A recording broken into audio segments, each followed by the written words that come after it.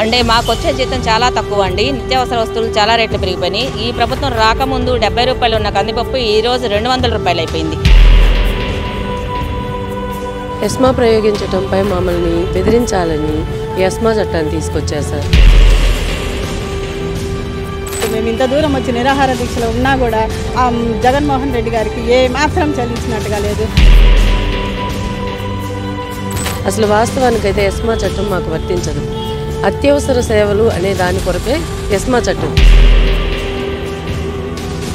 మీరు గౌరవ వేతనమే మేము ఇస్తున్నాం కానీ మేము వేతనాలు పెంచలేమని చెప్పాడు. మాకు తెలుసు అది ఇండైరెక్ట్గా మేము ఎంతో వర్క్ చేసాం. మాకు సంక్షేమ పథకాలు మాకు అమలు కావు. ప్రభుత్వ ఉద్యోగులకేదా ఎస్మా ఉపయోగించేది, మాకు అది అమలు కాదు. కాబట్టి మమ్మల్ని బెదిరిస్తూ ఉన్నారే తప్ప ఎస్మా చట్టం కింద మేము రాము సార్. ఎలాగుందంటే అప్పు చేసి బిర్యానీ తింటే ఎలాగుంటుంది అలాగుంటుంది. అప్పు చేసి బిర్యానీ తింటే ఎలాగుంటుంది, జబ్బు ఉంటుంది, అప్పు ఉంటుంది. అలాగే ఈ ప్రభుత్వం పెట్టిన వాడికి పెట్టడం లేదు, పెట్టలేని వాడికి పెడుతుంది. ఈవేళ మధ్యాహ్న భోజనం పథకం వాళ్ళకిచ్చే రేటు ₹5.88. ఆ ₹5.85లోనే కారం కానీ, చింతపండు కానీ, గ్యాస్ కానీ, పప్పు కానీ, ఉప్పు కానీ, కాయగూరలు కానీ అన్నీ ఇంక్లూడింగ్ ₹5.80.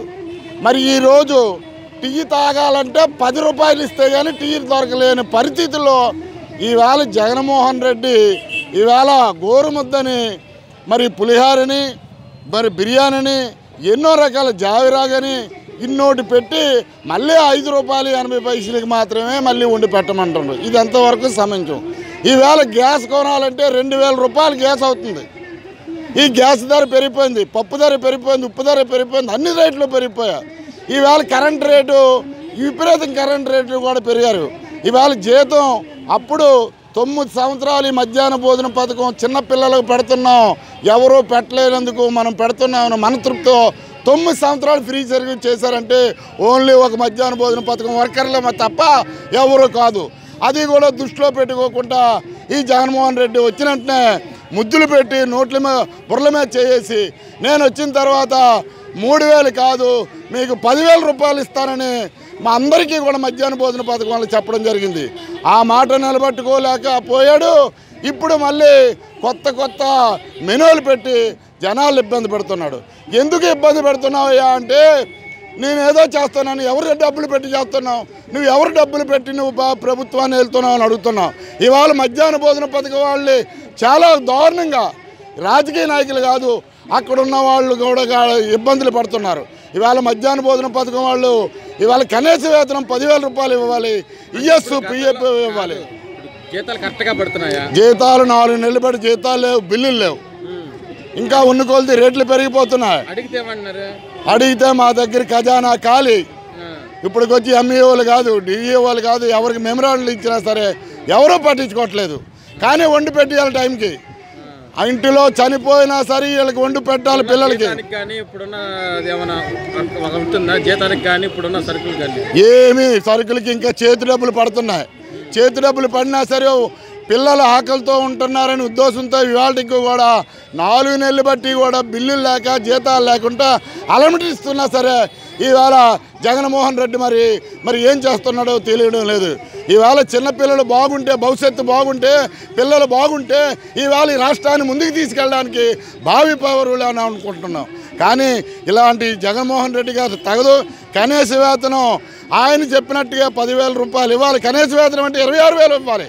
కానీ నువ్వు పాదయాత్రలో 10,000 ఇస్తానన్నావు, ఆ 10,000 ఇవ్వలేదు కదా. ఇంకా అదనంగా ఇప్పుడు రేట్లు పెరుగుతున్న దానికి అనుకూలంగా ఇంకా బడ్జెట్ పెంచాలి. ఇంకా పిల్లలకి నాడు కార్యక్రమం పెట్టావు, మంచి పనే, దీనికి కాదనలేదు.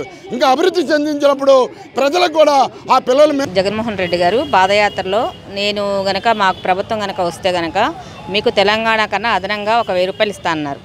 అట్లాగే ఆయన రాగానే ఒక ₹1,000 పెంచారు. కానీ అదేంటి అప్పట్లో తెలంగాణకు ఉన్నది, తర్వాత తెలంగాణ వాళ్ళకి ఇచ్చే జీతం తేడా ఉందండి.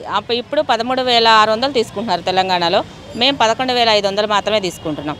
అయితే ఇప్పుడు రేవంత్ రెడ్డి గారు వచ్చిన తర్వాత మళ్ళీ వాళ్ళకి 6,000 పెంచి 18,000 చేశారు. మా జీతం మాత్రం ఎక్కడ వేసింది అక్కడే ఉంది. నిత్యావసర ధరలకు కానీ మీకు వచ్చిన జీతానికి కానీ ఏమైనా సంబంధం?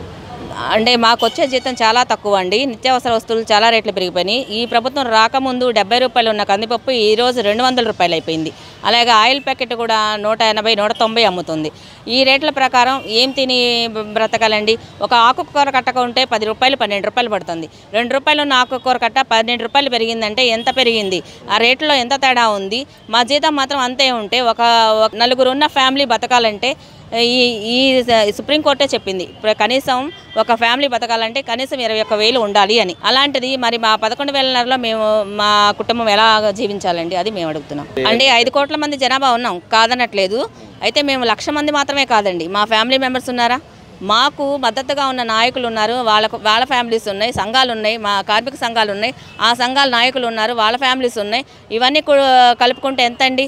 1,00,000 మాత్రం కాదు, 5 కోట్ల మంది అంటున్నారు. అందులో సగం మంది మేమే ఉన్నాం, కార్మికులం, కర్షకులం, సైనికులు ఉన్నాం, అందరమే ఉన్నాం. ఇవన్నీ ఓట్లు అక్కర్లేదా మీకు? అది గుర్తుపెట్టుకోవాలి కదా. సజ్జల గారు ఇంత సలహా అంటే ఆయన మెదడు మోకాల్లో ఉన్నట్టే నాకు అనిపిస్తుంది. అట్లాంటి దుర్మార్గమైన సలహాలు ఇస్తున్నారు జగన్ గారికి అని మేము అనుకుంటున్నాం. ఇప్పుడు ఉన్న దాంట్లో సంక్షేమ పథకాలు ఏమైనా వస్తున్నాయి? సంక్షేమ పథకాలు అంటూ ఏమీ లేదండి. అక్కడికి వచ్చేటప్పటికే వీళ్ళు గవర్నమెంట్ ఎంప్లాయీస్ అంటున్నారు, మామూలుగా శాలరీస్ వచ్చేటప్పటికి మీరు స్కీమ్ వర్కర్లు అంటున్నారు. ఈ తేడా చూపించి అటు ఇటు కాకుండా త్రిసగ్గ స్వర్గం అంటారు కదా, అలా పెట్టారు మమ్మల్ని. ఇది అసలు జగన్మోహన్ రెడ్డి గారు వచ్చిన కాడ నుంచి ఇన్ని రోజులు మీరు దీక్ష ఎప్పుడైనా చేశారు? అంటే తెలుగుదేశం ప్రభుత్వంలో ఉన్నప్పుడు కూడా చేశామండి, ఒక వారం 10 రోజులలోపు. ఆయన మాత్రం ఆ రోజు మాకు శాలరీస్ పెంచి ఇచ్చేశారు.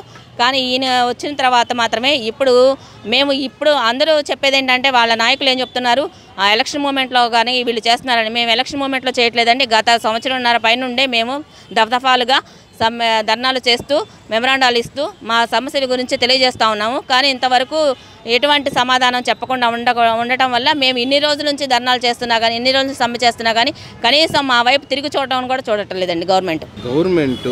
ఎస్మా ప్రయోగించడంపై మీ అభిప్రాయం? ఎస్మా ప్రయోగించడంపై మమ్మల్ని బెదిరించాలని ఎస్మా చట్టాన్ని తీసుకొచ్చారు సార్. అసలు వాస్తవానికైతే ఎస్మా చట్టం మాకు వర్తించదు. అత్యవసర సేవలు అనే దాని కొరకే ఎస్మా చట్టం. అది ఎప్పుడో బ్రిటిష్ కాలంలో ఉపయోగించేదాన్ని అంగన్వాడీ కార్యకర్తల మీద ఉపయోగించేది ఏంటి సార్? గవర్నమెంట్ ఆలోచన ఎటువైపు వెళ్తుంది అంటే మేము బలహీనులమని, ఈ బలహీనుల మీద ఈ ఎస్మా చట్టం తీసుకొస్తే వీళ్ళు మాకు లొంగుతారు, ఏదైనా చేస్తారనే కదా సార్. ఇప్పటి వరకు మేము సేవలు చేసాం సార్, కష్టపడి పనిచేసాం, నమ్మకంగా పనిచేసాం, అంతేగాని ఎక్కడా కూడా మేము తగ్గింది లేదు. మరి ఈ రోజున మేము కావాల్సిన వాటి కొరకు మేము రోడ్లెక్కితే 29 రోజుల నుంచి తిండి తిప్పలు మానేసి శిబిరాల్లో నివసిస్తుంటే ఎవరో మా వెనుకున్నారని రాజకీయం పులుముతున్నారు. అదంతా వ్యర్థం. ఎస్మా చట్టం కూడా మేము వ్యతిరేకిస్తున్నాం, అది మాకు వర్తించేది కాదు. అంటే మేడం ఇప్పుడు సజ్జల గారు చెప్తున్నారు, మీడియాలో వస్తుంది, ఒక 5 కోట్ల మంది జనాలు ఉన్నారు, ఇలా 1,00,000 మందే ఉన్నారు, ఇలా ఓట్లు ఏమోనని బెదిరిస్తున్నారు. దాని మీద 5 కోట్ల మంది ఉండగా 1,00,000 మంది లెక్కేటన్న టైప్లో మాట్లాడారు. మేమందరం 1,00,000 మందిమే సార్, కానీ మా వెనుకున్న వాళ్ళు దాదాపు 10 లక్షల మంది ఉన్నారు. వాళ్ళందరూ మా మాట వింటారు కూడా, ఎందుకంటే మేము చాలా నమ్మకంగా మా ఏరియాలో వర్క్ చేస్తున్నాం, మాకు ఎంతో అభిమానం ఉంటుంది. మేము చెప్తే వినేవాళ్ళు ఉంటారు. అలా నిరుత్సాహపరిచి ఏదో మా ఓట్లు రాకపోయినా పర్వాలేదు అనుకుంటే అది ప్రభుత్వం చాలా నిర్లక్ష్యం వహిస్తుందనే అర్థం. అంటే ఇప్పుడు సంక్షేమ పథకాలు అన్నీ మీకు అందుతున్నాయమ్మా? మాకేమీ అందవు సార్. నేను 20 సంవత్సరాల నుంచి విడోగా ఉన్నాను సార్. నేను ఈ రోజుకి నాకు విడో పెన్షన్ లేదు.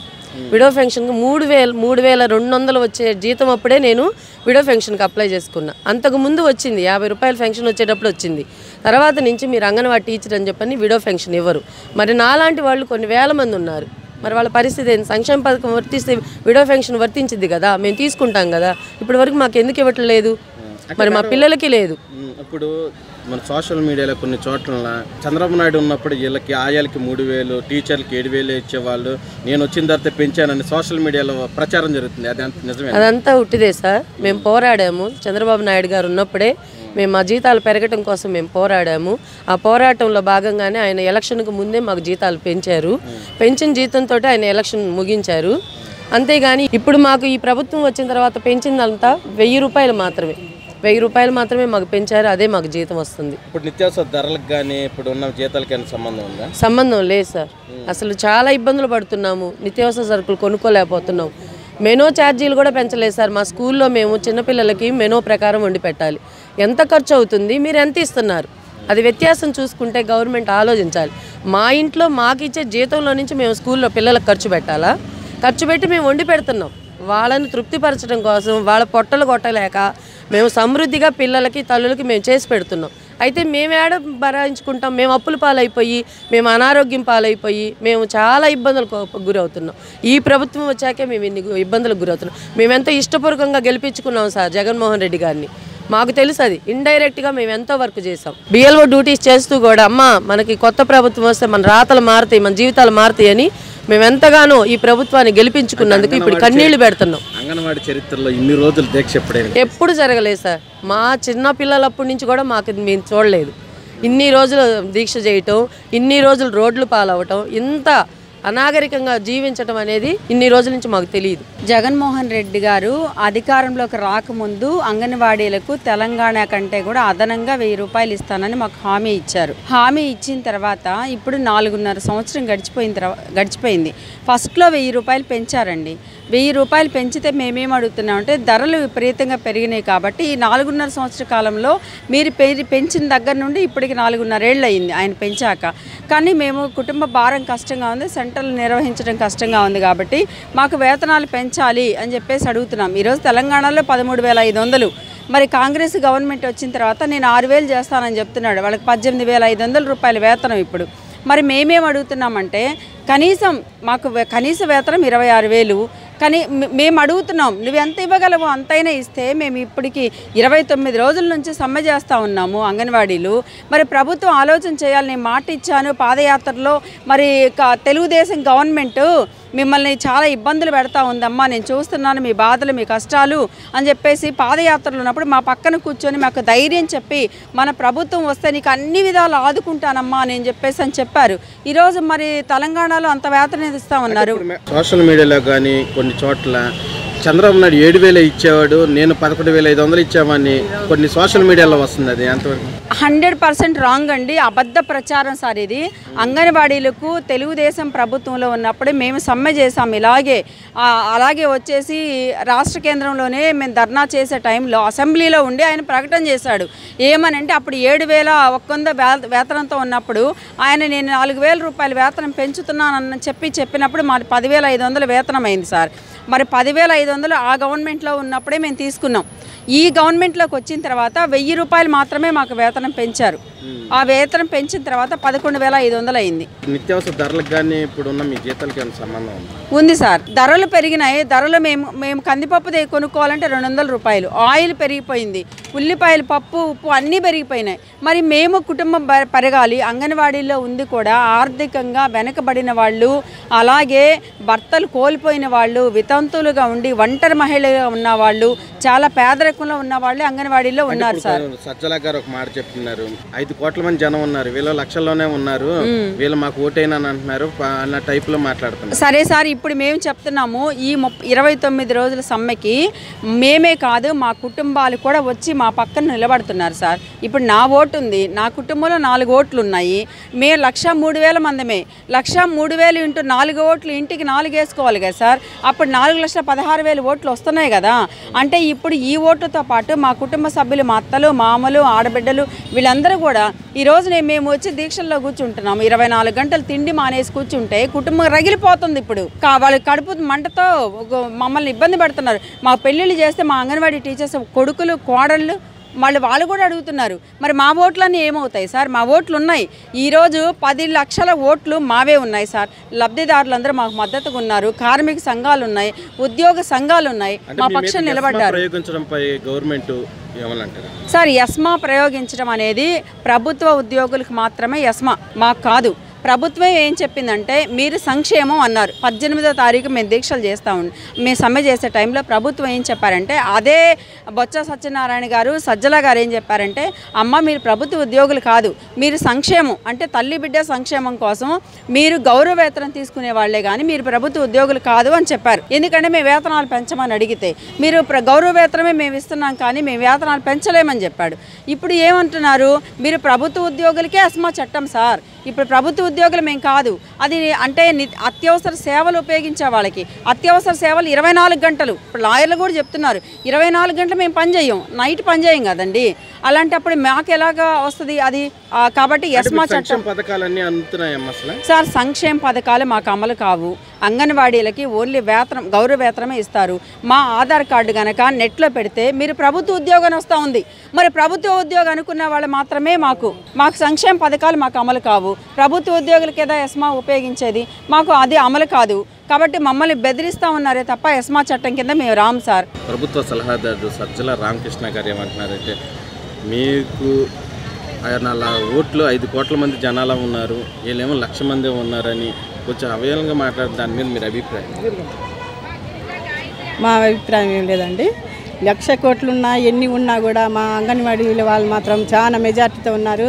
తర్వాత వాళ్ళు మాట్లాడే ఎమ్మెల్యేలతో మాట్లాడిస్తున్నారు, ఎంపీలతో మాట్లాడిస్తున్నారు. మమ్మల్ని చాలా అనారోగ్యానికి గురి చేస్తున్నారు వాళ్ళు మాట్లాడే మాటలకు. నిజంగా చెప్పాలంటే ఈరోజు మేము ఇంత దూరం వచ్చి నిరాహార దీక్షలో ఉన్నా కూడా జగన్మోహన్ రెడ్డి గారికి ఏ మాత్రం చెల్లించినట్టుగా లేదు. అలాగే తర్వాత బొబ్బిలి ఎమ్మెల్యే ఏమన్నాడు తెలుసా, అంగన్వాడీలు రోడ్డు ఎక్కి కొవ్వెక్కి రోడ్డు బలిసి అని చెప్పి అంటున్నాడు. ఆయన ఏం మాట్లాడుతున్నారు? కనీసం జగన్మోహన్ రెడ్డి గారికి కొంచెం కూడా అంకిత జ్ఞానం లేదు. ఆడవాళ్ళంటే మరి అంగన్వాడీలు అంటే మరీ హీనంగా చూస్తున్నాడు. ఎందుకు చూస్తున్నాడు మరి? ఏమో వాళ్ళ ఇంట్లో కూడా ఆడవాళ్ళు ఉన్నారు కదా, అయినా కూడా మమ్మల్ని ఇంత హీనంగా చూసినందుకు జగన్మోహన్ రెడ్డి ఖచ్చితంగా బుద్ధి చెప్తామని చెప్పి మేము చెప్తాం. అంటే మీరు ఇన్ని రోజులు, ఇన్ని సంవత్సరాల్లో, 10 సంవత్సరాలు 20 సంవత్సరాల్లో ఇన్ని రోజులు దీక్ష చేసింది ఏ రోజైనా? ఏ రోజు లేదండి, ఇది ఫస్ట్. జగన్మోహన్ రెడ్డి ప్రభుత్వం వచ్చిన తర్వాతే ఫస్ట్ ఇదే మేము చేయడం, ఇన్ని రోజులు దీక్ష చేయడం. ఇప్పుడు ధరలకి కానీ మీ జీతాలకి ఏ మాత్రం సంబంధం లేదండి, ఏ మాత్రం సంబంధం లేదు. ఇప్పుడు ధరలు ఎంత ఉన్నాయి, ఉల్లిపాయలు ఎంత రేటు ఉన్నాయి, టమాటాలు ఎంత ఉన్నాయి, ప్రతి ఒక్కటి మేమే తెచ్చుకోవాలి. అందులో కరెంటు బిల్లు కట్టుకోవాలి, రూమ్ రెంట్లు కట్టుకోవాలి. అంగన్వాడీ ప్రతి ఒక్కటి మేమే చేసుకోవాలండి. ఇచ్చే 11,500లో ప్రతి ఒక్కటి మేమే పెట్టుకోవాలండి. అందులో ఏం మిగులుతాయి చెప్పండి? ప్రభుత్వం 29 రోజులైన ప్రభుత్వం నుంచి ఎటువంటి లేదండి, ఏమీ లేదు, ఏమీ చెప్పట్లేదండి.